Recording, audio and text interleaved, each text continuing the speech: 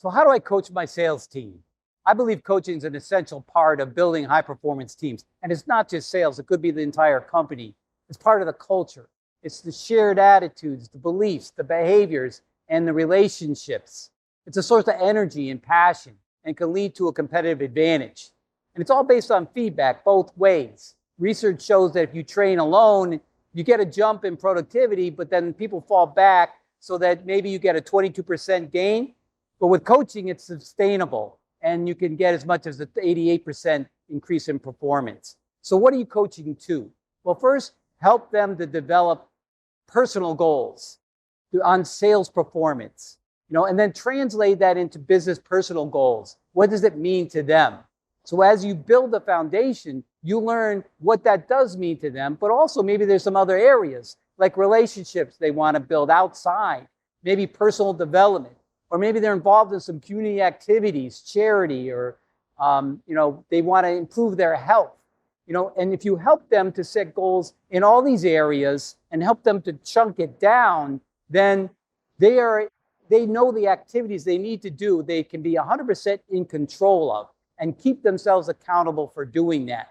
In sales, it's how many deals, how many proposals, how many meetings. But it's really the things they do, the activities that lead up to all of those things, and then track them.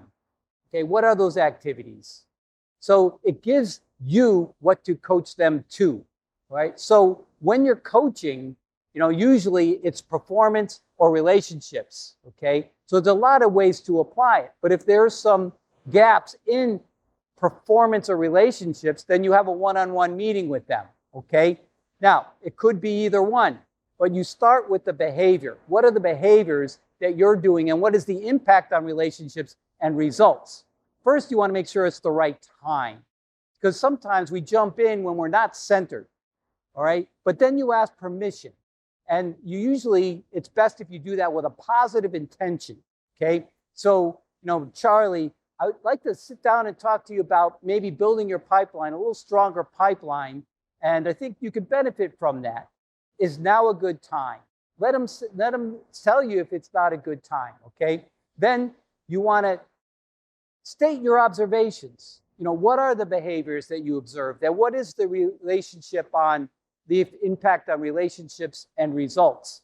But then you want to ask some learning questions, okay? What do they think about the behaviors and about how it's impacting relationships and results? Are you on the same page?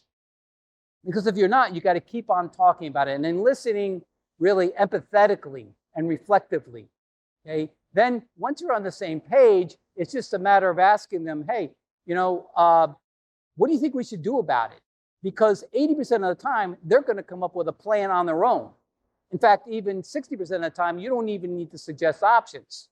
They've got a good plan in the cells. Maybe 20% of the time, you would say, well, that's a good idea. Have you also thought about this? Really, 15% of the time is when you need to go to suggest options or request things. But far too often, we're jumping right to requesting. We're saying, look, I think you need to build a bigger pipeline. Here's what I need you to do, okay? 80% of the time, they could come up with a plan on their own that they have ownership of. And all you need to do from that point is to confirm that commitment of what they're going to do and then ask how you should support them.